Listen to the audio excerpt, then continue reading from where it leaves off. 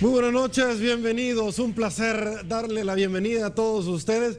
Como todas las noches, el último martes de cada mes, gozamos todos juntos Noche de Rectores. Esta noche vamos a analizar diferentes temáticas de coyuntura nacional. Una de ellas es la admisión por parte de la Sala de lo Constitucional de una demanda en contra de la ley de amnistía. Instituto de Acceso a la Información sanciona a la Junta Directiva y al presidente de la Asamblea Legislativa por no revelar nombre y monto de los asesores al interior de esta.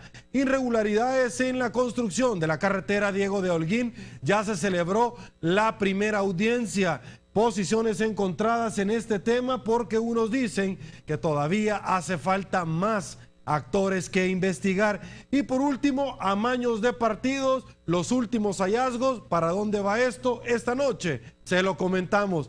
Para conversar sobre este tema, con mucho gusto le damos la bienvenida al ingeniero Mario Roberto Nieto, rector de la Universidad Nacional. Ingeniero, muy buenas noches, un gusto nuevamente darle la bienvenida.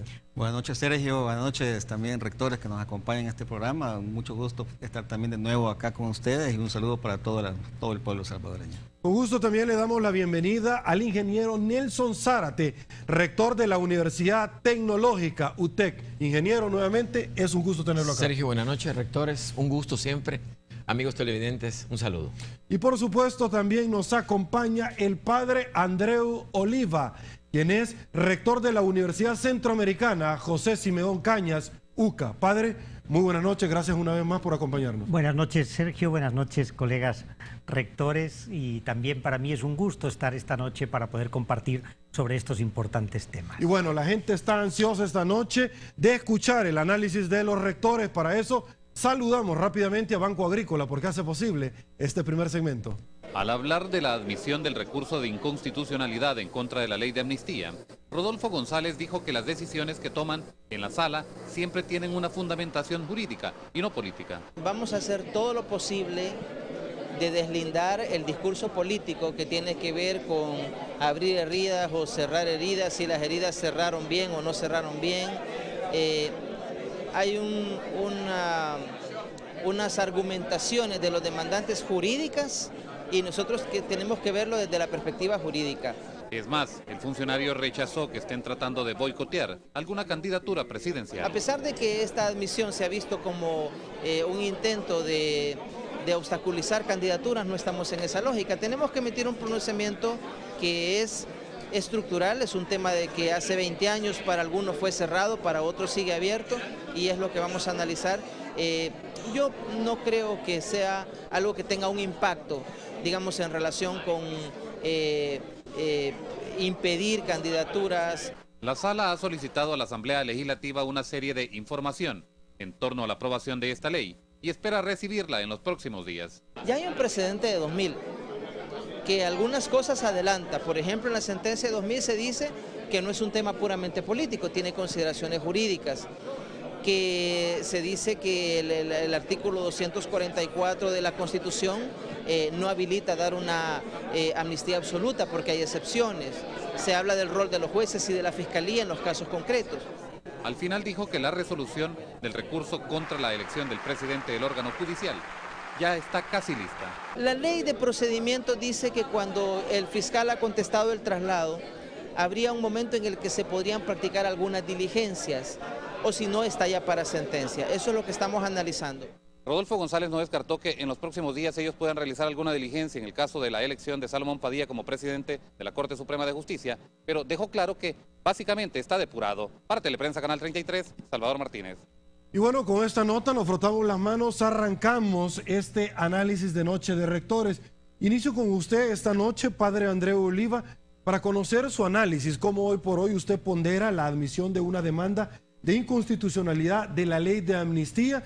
Y por supuesto esto va íntimamente ligado porque días atrás vimos donde se estaba dando la exhumación de los cuerpos con relación a la masacre del Mozote. Su opinión, por favor.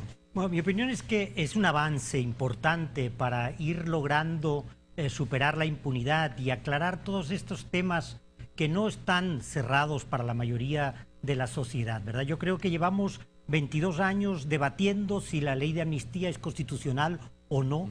Y es importante que la Sala de lo Constitucional haya aceptado esta demanda para dirimir, ¿verdad?, qué es, cuál es el resultado, cuál es, pues desde el punto de vista de la jurisprudencia, si esta ley es o no es constitucional. Yo creo que esto es bien importante y son avances que nos pueden ayudar a aclarar. Por otro lado, tampoco hay que tener miedo, ¿verdad?, a lo que pueda decir la Sala, tanto si la declara inconstitucional como si es constitucional, desde su punto de vista, porque pues el que la ley se declare inconstitucional abre también las posibilidades para ir caminando hacia una ley de reconciliación nacional en la que podamos entendernos y podamos superar todos esos problemas del pasado que han quedado sin ser juzgados y que han quedado en la impunidad. Yo creo que es importante también que tengamos en cuenta que una ley de amnistía, es decir, no hubo delito. Es muy diferente aplicar un indulto que una amnistía, porque la amnistía lo que dice es allí no hubo delito. Y todos sabemos, ¿verdad?, que en nuestro conflicto armado hubieron muchos delitos que hoy han sido amnistiados indebidamente, ¿verdad? Y eso ha propiciado la impunidad en nuestro país. ¿Qué opinión le merece, padre, antes de darle la palabra a otro rector? Porque puntualmente en este tema hay unas personas que dicen, mire, esto es abrir heridas del pasado que hay que superar. Otro dice, existe la oportunidad para que de una vez por todas la Sala de lo Constitucional termine con este capítulo. Y otras personas aseguran, mire, es que hay delitos lesa humanidad que jamás van a prescribir. Está bien los muertos dentro de un combate natural de un conflicto armado, pero aquellos genocidios dentro de grupos étnicos, puntualmente, la masacre en la zona rosa, la masacre que hicieron en la Universidad Centroamericana José Simeón Cañas, estamos hablando de dos cosas muy, pero muy diferentes. Muy diferentes, ¿verdad? Una cosa es el combate militar y la otra cosa es cuando se cometen delitos de lesa humanidad contra personas que son inocentes y que no son parte de ese conflicto armado. Y en este caso, pues tenemos abundantes casos, ¿verdad? Entonces, decir que masacrar, desaparecer, torturar a gente inocente no fue delito, como es el caso de lo que dice el contenido de la ley de la amnistía, pues realmente es muy peligroso porque además contradice también la jurisdicción internacional sobre este tipo de eventos, ¿verdad? Los delitos de lesa humanidad, las violaciones de los derechos humanos no prescriben y cuando los comete fuerzas del Estado, ¿verdad? Entonces, y además pueden ser también perseguidos internacionalmente. Y por eso es importante, creo yo, que la Sala de lo Constitucional se defina sobre estos temas. Ok, ingeniero Zárate, por favor. Bueno, la resolución de admisión de la demanda tiene 8 páginas, ¿verdad?, en los que se inicia con la ley de amnistía. Y si uno lee la ley de amnistía, se da cuenta que realmente fue algo que dejaba abierto a interpretaciones demasiado subjetivas el concepto. Lo decía en el segmento del video que vimos del magistrado de la Sala de lo Constitucional, que hubo una resolución en el 2000. Y hay una confusión entre jueces sobre cómo se está administrando ese concepto de amnistía, y los mismos jueces le han dicho a la Corte Suprema de Justicia que le genera conflictos. Esta no es una demanda que se ha admitido ahora porque estamos en el momento electoral, no, esto es una cuestión que tiene tiempos. Es más, en la redacción de la demanda se dice que ya se han hecho correcciones a observaciones que le ha hecho la Sala de lo Constitucional a las personas que han presentado esta demanda. Creo que esto va a requerir demasiado análisis. Esto tiene unas dimensiones nacionales, internacionales, trascendentales. No lo quiero comparar, pero podría tener la misma magnitud de la resolución sobre la dolarización, que cambiaría una gran cantidad de cosas en el país. Lo que creo es que el país, con el tiempo, y lamentablemente siempre estamos en procesos electorales, cualquier tipo de proceso que se sucede a nivel nacional, lo primero que se le da es una connotación electoral, política, cuando realmente el país, como bien decía el padre Andreu Oliva, ha pasado durante todo este tiempo, se dice de abrir heridas, pero no sabemos las heridas de quién, porque mucha gente que sufrió producto de los combates, que no eran partes interesadas, porque cuando uno lee el concepto de la amnistía, y lo leía hoy en un periódico que decía Paolo Luers que esto logró que entre la guerrilla y los paramilitares se lograra una paz, pero cuando leí el artículo decía yo, bueno, y todo el pueblo que estuvo al centro mientras se desarrolló este conflicto, ¿qué sucede con ellos? Siguen siendo objeto de ignorarlos, de no tomarlos en cuenta. Realmente creo que esta va a ser una resolución muy discutida, muy pensada. Realmente es importante de que le demos una discusión, pero no una discusión partidaria, política, que tratemos de justificar lo que se estuvo haciendo. No, creo, como decía el padre Oliva, que es importante evaluar si cabe la posibilidad de una ley de reconciliación en la que el país pueda vivir, perdonar, pero también que la gente que tuvo que ver en estos eventos pida perdón de una forma pública, porque es justo que todo el pueblo conozca qué fue lo que sucedió en estos tiempos. Ingeniero Zárate, ¿cómo llega esta resolución en este momento en una campaña electoral donde se considera como parte de la campaña sucia afectar a la fórmula del FMLN? Yo considero que esta demanda no tiene carácter electoral. Esto ha estado durante mucho tiempo discutiéndose en el país. Se dieron las circunstancias, se han cumplido las observaciones que hizo la Corte Suprema de Justicia y ha sido recibida. No solo existe esta, está la de la Diego de Holguín, que también tiene incidencia sobre Arena y Unidad. Está el problema del finiquito del doctor Norman Quijano. En fin, creo que hay demasiadas circunstancias en este momento que, como estamos en una coyuntura electoral, se está tratando de relacionar todos estos aspectos en los que yo particularmente creo que en este momento no ha sido ese el objetivo de las partes que presentaron la demanda. Ok. Ingeniero Nieto, su opinión sobre este tema, por favor. Bueno, yo creo que es muy difícil separar o creer que, digamos, que la coyuntura electoral no va a salir afectada por tener la oportunidad también de conocer qué es lo que sucedió realmente y sobre todo separando aquellos sucesos que se dieron en el combate, como decía el padre Oliva, y aquellos sucesos que fueron masacres que se desarrollaron con mucha planificación y que en esta oportunidad, gracias a esta aceptación por parte de la Sala Constitucional, tendríamos por primera vez quizás la oportunidad de conocer exactamente qué es lo que sucedió. Eso es algo que durante muchos años el pueblo lo ha pedido, independientemente de qué sector político estemos hablando, pero sí es una oportunidad para que encontremos una reconciliación social. Es una oportunidad también para que aquellos que fueron involucrados o han salido involucrados y hoy por hoy son parte también de nuestra realidad política, puedan analizarlo desde el punto de vista de pedir la reconciliación, el perdón, tal vez no tanto el olvido, pero sí el perdón, ¿no? Yo creo que la aceptación por parte de la Sala de lo Constitucional nos abre a nosotros una oportunidad única en el país. Es decir, qué tanta madurez hemos nosotros los salvadoreños adquirido a través de los años para poder entender que no estamos abriendo nuevas heridas, sino que estamos tratando de entender la verdad. Yo creo que eso es algo que tenemos que considerar. Ok, magnífico. Vamos a hacer nuestra primera pausa acá en 8 en punto. Al regresar, mucho más que ofrecerles a todos ustedes esta noche. Volvemos. Estamos de regreso. Muchísimas gracias por su preferencia, padre Andreu Oliva. Arrancamos con el segundo tema en este bloque y es sobre la investigación de las irregularidades en la construcción de la carretera Diego de Holguín.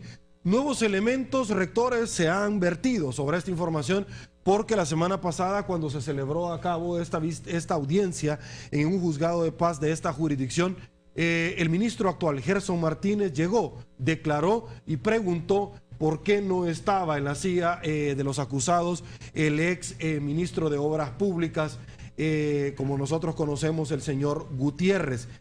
Dijo que había vertido información suficiente para que él pudiera ser procesado. Más allá de eso, lo interesante es que él dijo: yo esperaría por la gente que han detenido administrativamente hablando que no paguen justos por pecadores. Sus opiniones, inicio por usted, padre Oliva.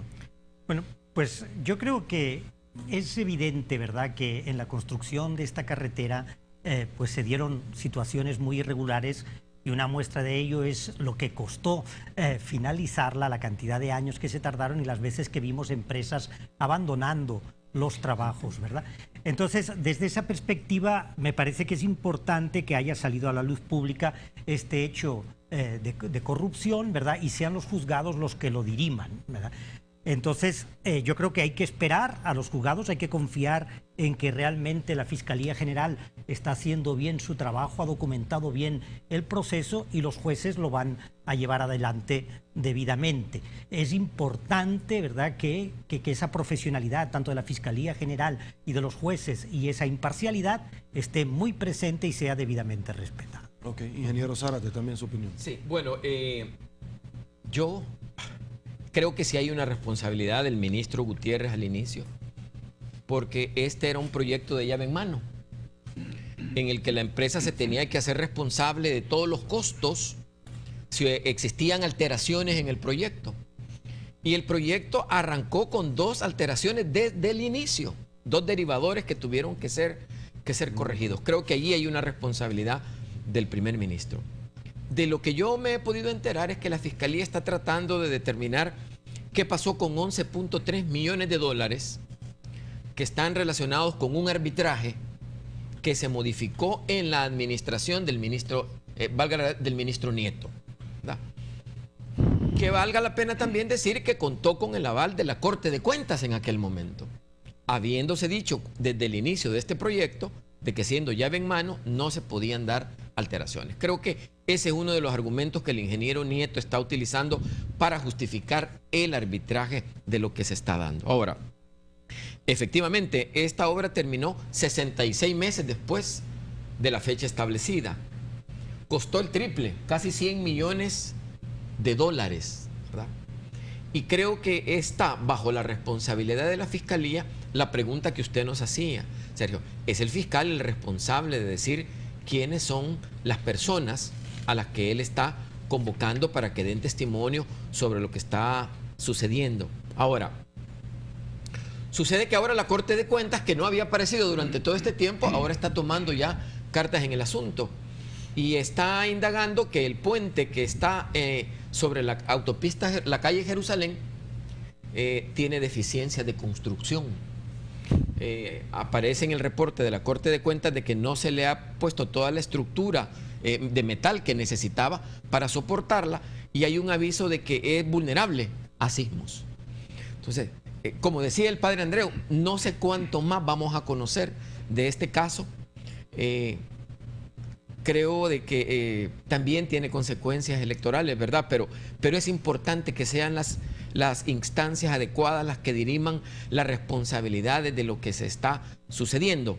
Yo creería de que si bien el ministro Gerson Martínez dice que quiere ver a otras personas, yo le propondría que él diga también los nombres, porque si él tiene la información, que diga quiénes son las personas que él cree, ¿verdad? Porque él no ha presentado demandas contra personas, él ha presentado demandas contra los procedimientos, y ha sido la Fiscalía la que en investigaciones ha determinado quiénes son los responsables. Me quedaría hasta ahí, porque creo de que hay mucha información que falta por conocerse para poder tener más criterio y opinar. Ok, otro elemento, ingeniero Zárate, que surgió, y es que obviamente hay que analizarlo en este intervalo de tiempo que hemos tenido nosotros desde el último encuentro de Noche de Rectores, es que el señor Hugo Barrera también esgrimió algunos conceptos que han llamado muchísimo la atención, porque aseguró puntualmente que en un vehículo de su propiedad con rumbo a la jurisdicción de San Miguel, donde el señor Gutiérrez, que tenía control electoralmente hablando sobre esa zona, le manifestó que ciertamente él había tomado esos 40 millones y se los había trasladado al expresidente Elías Antonio Saca. Han surgido demandas. La admisión este día de la demanda que interpuso el expresidente Saca en contra de don Hugo Barrera, el cual ciertamente acá en 8 en Punto tuvimos la oportunidad de conversar con él, y él invitaba a que no se tardaran en ir a poner las demandas, porque también él tenía mucho que contar, y que si no lo había hecho en su momento era por razones obvias, ya que el presidente de la República era el señor Saca. Bueno, es lamentable, ¿verdad? Es lamentable que un funcionario del nivel del señor Hugo Barrera, sin tener resguardos o respaldos, hiciera este tipo de comentario. Creo que esto se sucede cuando al calor de las discusiones hay que buscar defender alguna causa o alguna situación que puede afectarnos. O a lo mejor ya también había medido las consecuencias de que el responder con una disculpa o no alcanzo a medirlo, ¿verdad? Porque sucede que los políticos sí tienen la costumbre de cuando están en los medios de comunicación de hacer ciertas aseveraciones que algunas se les da seguimiento y otras no, pero como lo que les importa a ellos es la generación de la opinión pública y todas estas argumentaciones generan opinión pública y dicen que los políticos, la opinión pública es lo más importante que existe, tienen este tipo de reacciones. Personalmente, si no tiene pruebas, lo considero irresponsable por el nivel que tiene él como miembro de un partido político y exfuncionario del gobierno, del mismo gobierno del expresidente Elías Antonio Saca. Okay. Rector Nieto, ¿qué opinión le merece a usted sobre la investigación de la Diego de Holguín? Y la última pregunta que ciertamente ya le trasladaba al ingeniero Nelson Zárate. Bueno, yo pienso que es también una ocasión muy interesante de conocer cómo se manejan los fondos públicos. Aquí ha habido un señalamiento de que, bueno, abarca desde el exministro Gutiérrez, pasando por el exministro Nieto, licenciado, ¿no? El Nieto es licenciado, Nieto no es ingeniero. Sí. Bueno, que también ya menciona que hay una cantidad de dinero que se dedica a un rediseño en una zona que estaba ya declarada por parte de la Asamblea Legislativa como una zona protegida ambiental, ¿no? Sabiendo que estaba esa zona protegida, se aprueba ese rediseño, o sea, es un gasto que se hace de fondos públicos que realmente no tenía una utilidad, no podía justificarse de ninguna manera, y que está señalado también por parte de un informe de la Corte de Cuentas de la República, pero que también pasa por una modificación del contrato ya en el exministro Nieto, que pareciera también que favorece a la empresa, ¿no?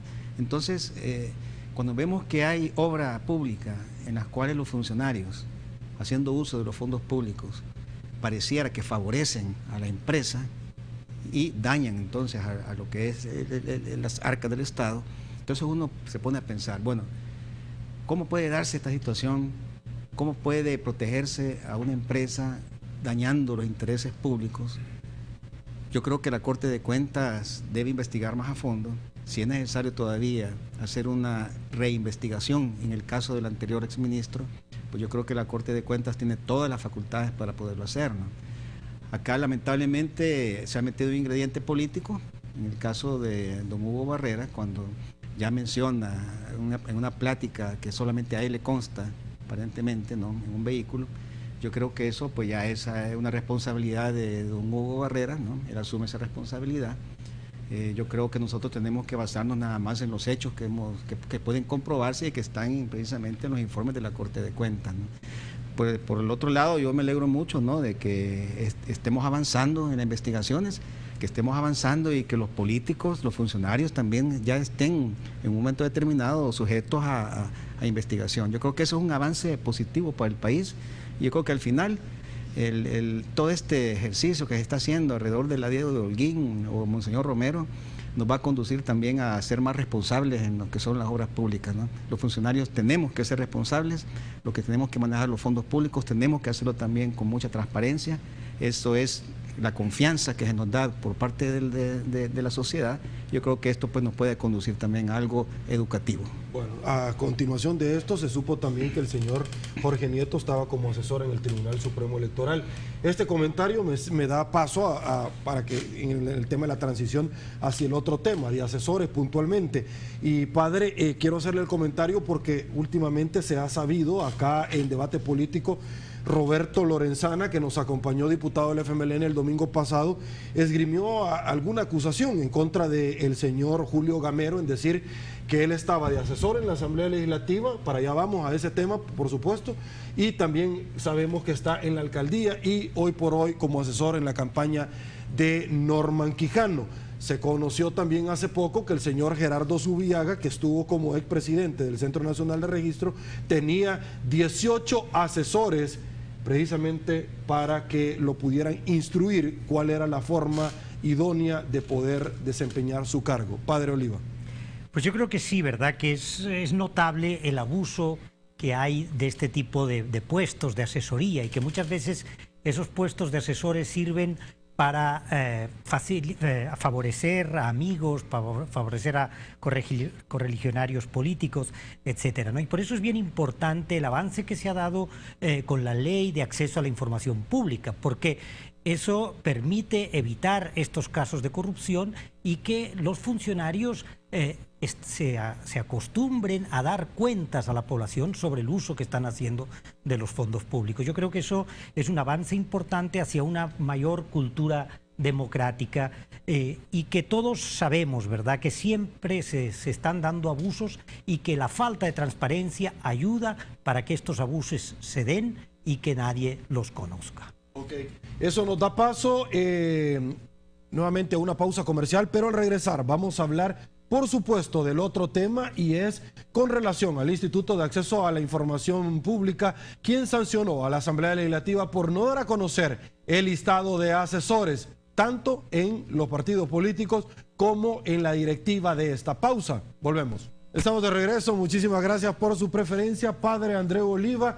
Ya le habíamos empezado a dar forma a este tema y comparto información que me parece que es interesante sobre la sanción de no cumplir con la ley de acceso a la información por parte de la Asamblea Legislativa y publicar nombre y montos y a qué fracción pertenecen cada uno de los asesores. Ya se habla de reforma de ley. Ya se habla de una interpretación auténtica por parte de los diputados. También de acudir a la sala de lo contencioso administrativo, aunque leyendo la ley no tiene conocimiento sobre este tema. Lo interesante del asunto es que tienen 6 meses los comisionados de acceso a la información sin tener un salario. No tienen mobiliario, no tienen papelería, solamente por un proyecto de USAID es que pueden funcionar en una forma irregular, podríamos decirlo en ese tema, hasta este momento. Padre, su opinión. Yo creo que es deplorable, ¿verdad?, que el Instituto de Información Pública no tenga los utensilios, ¿verdad?, y el lugar adecuado para poder realizar bien su trabajo, más cuando es una ley de la República que fue aprobada por la misma Asamblea Legislativa, sancionada por el presidente de la Nación, y a la vez pues los funcionarios que hoy son parte del Instituto de Información Pública pues también fueron nombrados por la Presidencia de la República, ¿verdad? Entonces, una cosa que es increíble, ¿verdad?, y que denota pues la falta de voluntad política y de cultura democrática es que la misma Asamblea Legislativa que ha aprobado una ley no le dé cumplimiento, ¿verdad? Y que cuando esa Asamblea Legislativa es fiscalizada o se le pide información que debería ser de conocimiento público, porque en definitiva la Asamblea Legislativa está trabajando al servicio de la ciudadanía y está trabajando con fondos públicos, pues entonces amenaza con querer cambiar la ley o con recurrir a otros lugares, ¿verdad? A mí me parece que esto nos hace ver la falta de nuestra cultura democrática, que estamos muy acostumbrados que en esa institución yo mando y nadie me debe decir lo que tengo que hacer, ¿verdad? Y por eso este tipo de leyes resultan incómodas, pero como decíamos antes, son fundamentales si queremos profundizar la democracia, si queremos garantizar la transparencia, si queremos evitar que se den problemas de corrupción. Ingeniero Zárate, por favor. Pues yo creo que esta es una carencia de principios de transparencia en la gestión pública. Ellos mismos hicieron la ley, ellos mismos hicieron las modificaciones a la ley. Yo tengo unos datos que yo los quiero compartir, que creería que por eso es que en algunas ocasiones no quieren dar información. Resulta que la Asamblea Legislativa tiene 1.673 empleados. En promedio son 21 empleados por cada diputado. Y cuesta cada diputado $24.645 mensuales. Es esto lo que las oficinas del Estado no quieren que la gente sepa, que con nuestros impuestos es que se pagan los salarios de todas estas personas. O sea, nosotros no cuestionamos a las personas que contratan, pero por lo menos queremos saber quiénes y cuántas son las personas que se contratan. Estando en lo de forma, si vamos a lo de fondo, ¿cumplen los asesores el perfil que se requiere para que sean asesores? ¿O tienen a exdiputados? ¿O tienen a exconcejales? ¿O tienen a miembros de la fracción de su partido político trabajando como asesores cuando son personas que no tienen experiencia técnica, que es la que se requiere básicamente en el perfil de un asesor. Es eso lo que la gente no quiere que sepamos. O no quieren que sepamos que hay articulistas en los diferentes medios, escritos y televisivos, que una vez a la semana publican sobre temas de opinión pública y que tienen un salario en la Asamblea Legislativa pagado por una determinada fracción y están creyendo de que nosotros vamos a asumir que no hay una percepción tendenciosa en la forma en la que ellos trabajan, si tienen un salario en un determinado partido político y todas las semanas escriben u opinan en diferentes medios sobre esto. O entrevistadores. O entrevistadores. O sea, yo creería de que es importante que la transparencia en la gestión pública son pagados con los dineros del Estado. O sea, por un tiempo indeterminado. Tenemos derecho a saber. Argumentan que se les está violando la intimidad. ¿Cuál intimidad? Si están en la planilla, llegan a cobrar su cheque todos los meses. Los conoce toda la gente que está en la Asamblea Legislativa. Por favor, abran un poco más las puertas.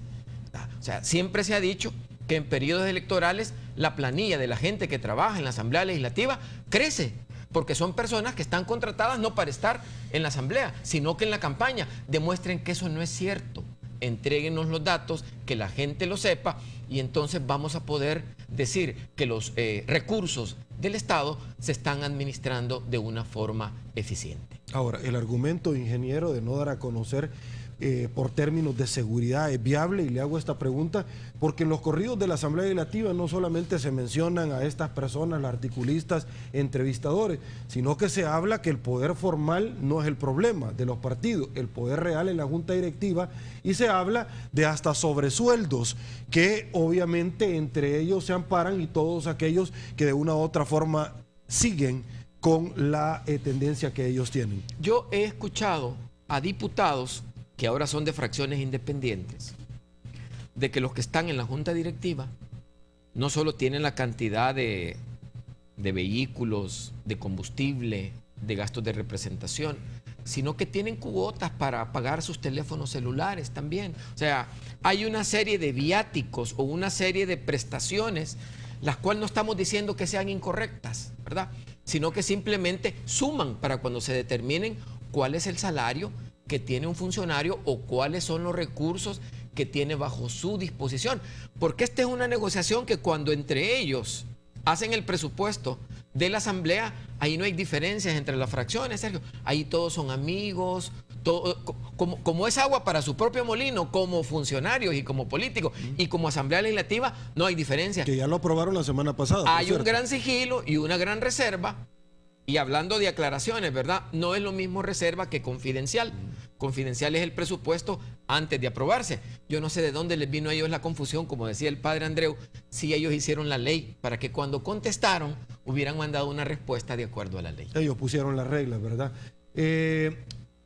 Rector Nieto, a la gente lo que desea saber es cómo se están utilizando sus impuestos. ¿Quiénes están contratando? Si son las personas idóneas, como dijo el rector Zárate, si no hay familiares, si no hay la ex esposa de un diputado trabajando ahí, que cuando ya pues ya no estaba con él automáticamente también se le quitó. Eso es lo que quiere saber la gente. No, yo creo que es algo muy interesante analizar cómo quienes aprueban la ley se ven en este momento, digamos, en una situación bastante complicada con una ley que ellos mismos elaboraron, ¿no? Yo creo que el acceso a la información es un derecho, digamos, de la población para saber cómo se están administrando los recursos del Estado, ¿no? Definitivamente. Entiendo perfectamente también que los diputados, dada la calidad, digamos, de representantes de la población, que no necesariamente manejan todos los aspectos políticos, técnicos, necesitan entonces de asesores. Eso es comprensible. Lo que yo no me explico, cómo es que tenemos que tener asesores por cada diputado. Porque si son fracciones, podemos hablar de asesores de la fracción, donde a lo mejor 5, 6 asesores pueden darle entonces toda la orientación a los diputados de la fracción.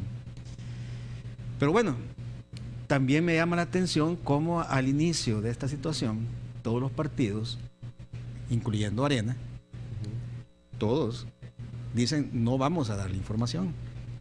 Pero cuando la cuestión se va complicando, entonces comienzan unos a separarse y dicen, no, yo ya estoy publicando, yo ya estoy poniendo aquí en la página del portal, mire, ya puse cuántos. El otro le dice, no, pues no has puesto todos todavía. Y entonces comienza una situación bien interesante de cómo poco a poco se va conociendo la información. Pero en el fondo yo creo que también hay necesidad para la población de darle a entender de que el acceso a la información es un derecho, ¿no? Y que todos los funcionarios públicos tenemos la obligación de dar esa información. Yo quiero comentarles aquí a los amigos rectores, a ti, Sergio, de que la Universidad de Salvador es una institución pública. Nosotros hemos iniciado un proceso de divulgación de la ley para poder educar a nuestros funcionarios para que no se vean en situaciones con las cuales me he envuelto yo. La ignorancia no es una excusa para no conocer la ley. Pero sin embargo, esta ley es necesario que todos los funcionarios, que toda la gente que maneja la función pública tenga conocimiento pleno. Porque el día de mañana podemos tener nosotros una petición de información que la podemos malinterpretar como una situación clasificada, una información confidencial, cuando en realidad no lo es. Las cuestiones de seguridad pueden plantearnos a nosotros situaciones bastante delicadas en cuanto a poner un nombre, una cantidad a la par, ¿no? La situación del momento de violencia en el país podría justificar el no poner ese nombre específico y una cantidad de dinero del salario, a lo mejor pudiera ser, ¿no? Pero en este país todos conocemos todo. Ok, quiero comentarle una cosa antes de irme a una pausa comercial porque me parece que se debe de ser honesto en este tema.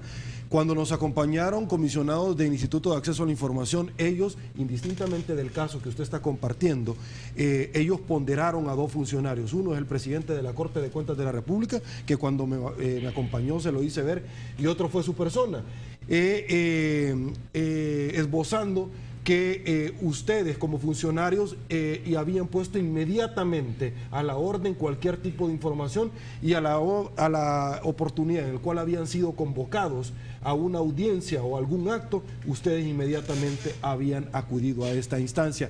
Es importante hacer esa aseveración porque esa información se vertió acá en esta su entrevista 8 en punto. Pausa, volvemos. Estamos de regreso en el último bloque, por supuesto, un tema nostálgico que no podía pasar desapercibido, y es que la Federación Salvadoreña de Fútbol el viernes pasado que abordamos este tema acá y mañana lo vamos a volver a tocar, sancionó públicamente a 14 jugadores hasta este momento de por vida. Se les acabó, señores, a ellos la posibilidad de gritar el himno nacional, de enfundarse la casaca de la selecta Cuscatleca, y por supuesto todavía hacen falta otras investigaciones.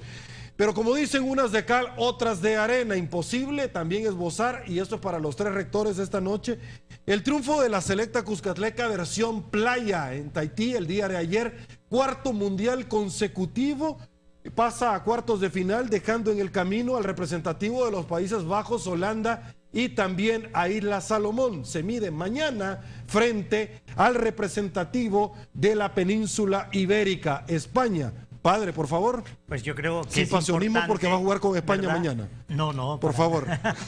Vamos a felicitar, ¿verdad?, a la selecta de playa porque esas gestas deportivas realmente animan y dan esperanza, ¿verdad? Y que cuando hay un grupo de personas que quiere trabajar bien y que quiere entregarse con generosidad, pues logra éxitos importantes, ¿no?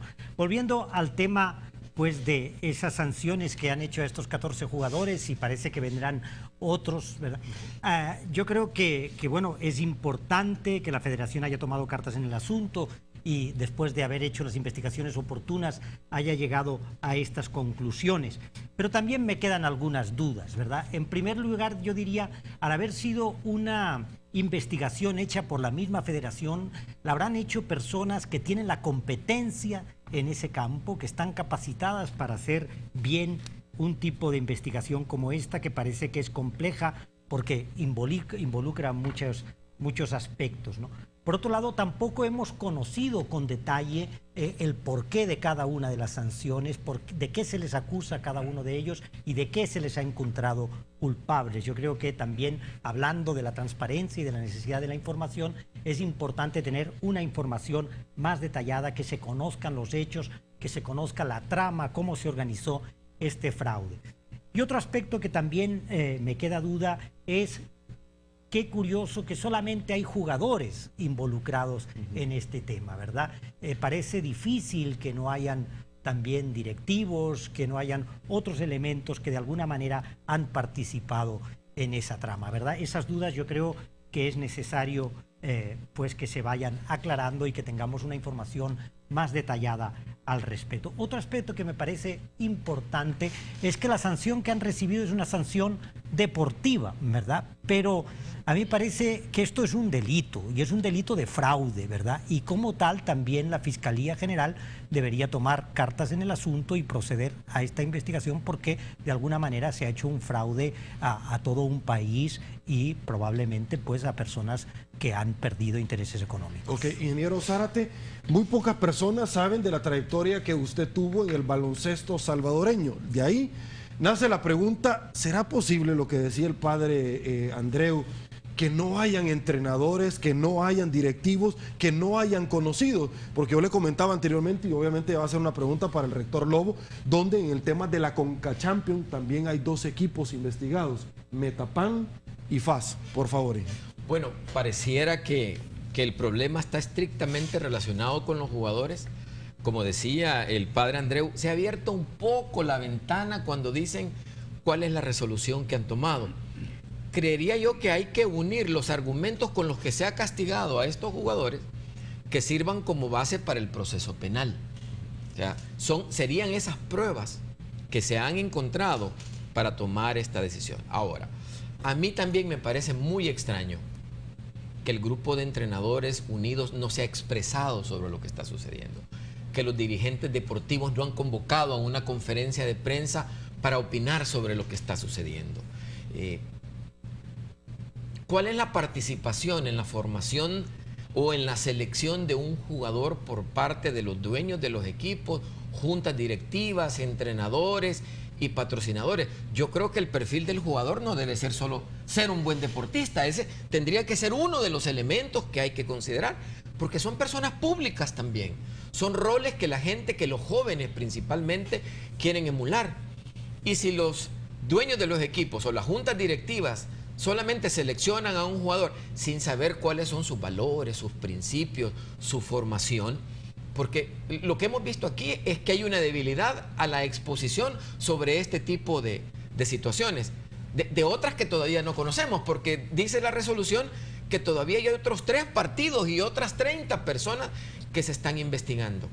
Bien por lo que está sucediendo, porque hemos tocado puntos ahora que el sistema está permitiendo que sean investigados, que sean discutidos. Ya tenemos una mayor participación para opinar y conocer sobre lo que está sucediendo. Creería yo que tenemos que desarrollar como más habilidades y más competencias, más transparencia, más democracia para conocer más sobre lo que está pasando. Pero creo que es necesario que las otras partes, porque el fútbol no solo son los jugadores, esa es la parte del espectáculo, pero toda la parte organizativa, financiera y de respaldo es importante que también sea discutida. Ok, ingeniero Nieto, se intentó tocar a la sub-20, que acaba de participar históricamente en Turquía, y al momento de dar la resolución, la FEDFUT llamó a los integrantes de la sub-15 para que ellos pudieran apreciar a plenitud esta sanción y lo que les puede pasar a aquellos que se les cruce por la mente realizar estas actividades.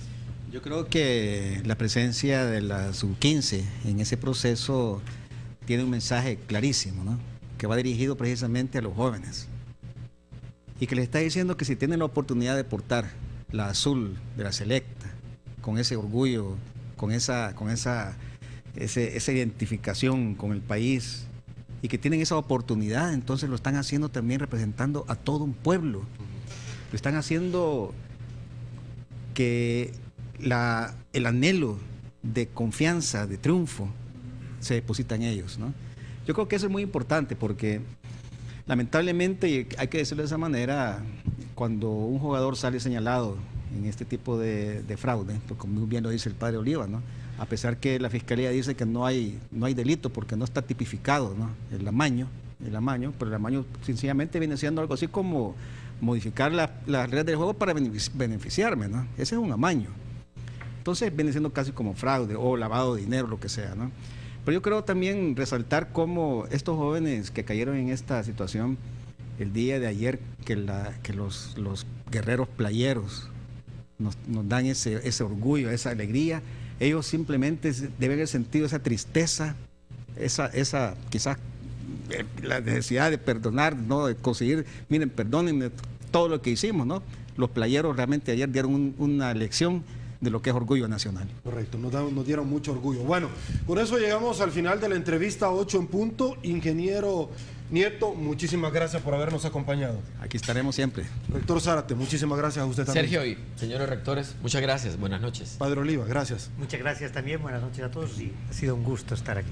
Muy buenas noches, amigos televidentes. Deseo, antes de retirarme, felicitar a una fiel televidente que noche a noche sintoniza 8 en punto.